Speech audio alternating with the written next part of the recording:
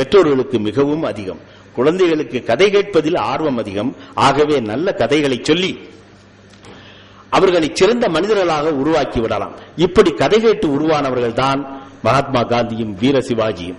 குழந்தை எழுத்தாளர் திரு கே ஜெயலட்சுமி அவர்கள் தாய் என்ற நிலையில் அவர்கள் பெற்ற அனுபவத்தை உங்களோடு பகிர்ந்து கொள்கிறேன். அது ஒரு முறை அந்த பையன், அப்போலாம் அம்மை குத்துவது என்று உங்களுக்கு தெரியும், பழைய காலத்துல பள்ளியில வந்து குத்துவாங்க. அந்த அம்மை குத்துற வர்றது பிள்ளைங்க எல்லாம் ஓடி ஒளிவாங்க. அது மாதிரி இந்த பையன் ஓடி ஒளிஞ்சா, அப்ப அந்த அம்மா அந்த பையன் உனக்கு ஒரு பையனை பத்தி ஒரு செய்தி சொல்றேன் கேளு அப்படின்னு சொல்லிட்டு, அந்த பையன் ரொம்ப சின்ன பையன். அப்ப அவனுக்கு சிலந்தி நோய். பழைய காலத்துல சிலந்தி நோயை சூட்டுக்கோளால் சுடுவது வழக்கம். அந்த இரும்பு துண்டை அந்த சூட்டுக்கோளால் சுடுவது வழக்கம். அந்த பையனை கூட்டிட்டு போறாங்க அந்த சூட்டுக்கோளால் சுடுறவர்கிட்ட. அவர் அந்த பையனை பார்த்தோன்னே இவனை சூட்டுக்கோளால் சுட அவருக்கு மனசே வரல, சூட்டுக்கோளால் சுடமாட்டேங்கிற. அப்ப அந்த பையன் தானாகவே அந்த சூட்டுக்கோளை எடுத்து தன்னுடைய சிலந்தி நோயை சுட்டு கொண்டு விட்டான். அப்படி சுட்டுக்கொண்ட ஒரு இளைஞன் யார் தெரியுமா?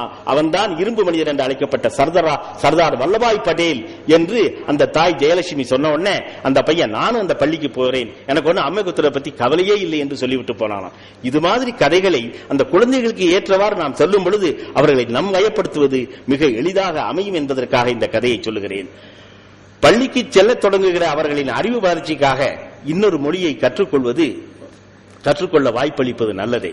ஆனால் அந்த மொழியை பள்ளியில் படிக்க வைப்பதோடு நிறுத்திக் கொள்ள வேண்டும். வீட்டில் தாய்மொழியில் மட்டுமே பேச வேண்டும்.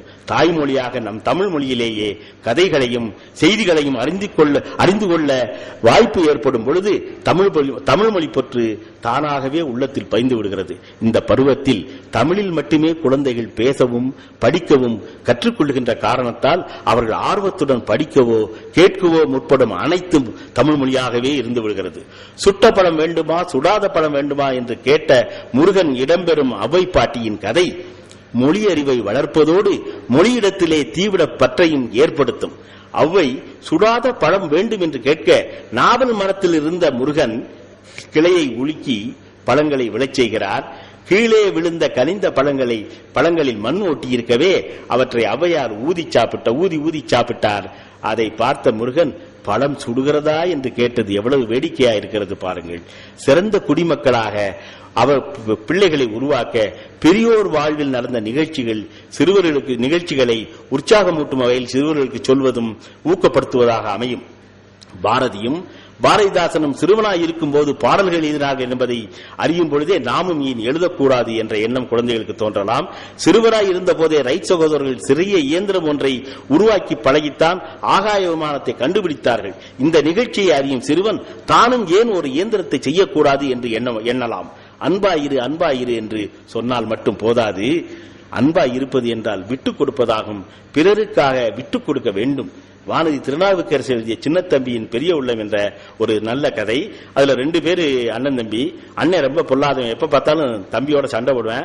தம்பி அம்மா 2 பேருக்கும் கொடுத்தா அதை தம்பிட்ட இருந்து தட்டி பறிச்சுக்குவேன். இப்படியே தட்டி பறிக்கிறானே பெரியவன் இவ்வளவு அடம் பண்றானேன்னு அந்த அம்மாவுக்கு வருத்தம். ஒரு சாமியார் வராரு, அவங்க கிட்ட போறாரு. போய் கேட்கிற போது அவர் இனிமே நல்லா இருப்பான்னு சொல்லி கற்கண்டை கொடுத்தாராம். இந்த வெளியில வர்ற போது இந்த அண்ணங்காரன் தம்பிட்ட இருந்த அந்த கற்கண்டையும் தட்டி பறிச்சு சாப்பிட்டுறேன். அப்ப அந்த அம்மாவுக்கு ரொம்ப வருத்தமா இருக்கு. அப்ப கொஞ்ச நாள்ல தீபாவளி வருது. அந்த தீபாவளி வர்றது இவங்களுக்கு வேண்டிய புது துணி பட்டாசு எல்லாம் 2 பேருக்குமே வாங்கிட்டு வர்றான் அந்த அம்மா. அன்னைக்கு இந்த பெரியவனுக்கு காய்ச்சல். அப்ப அந்த சின்ன பையன் போய், இது வானதி திருநாவுக்கரசு அவர்கள் எழுதிய ஒரு கதை, சிறுவர்களுக்காக எழுதிய கதை. அப்ப அந்த சின்ன பையன் போய், அண்ணே நீ காய்ச்சலால் படுத்திருக்கிறாய், உனக்கு இருக்கிற கசப்பு பணத்தை நானும் பகிர்ந்து கொள்கிறேன், நீ சுடா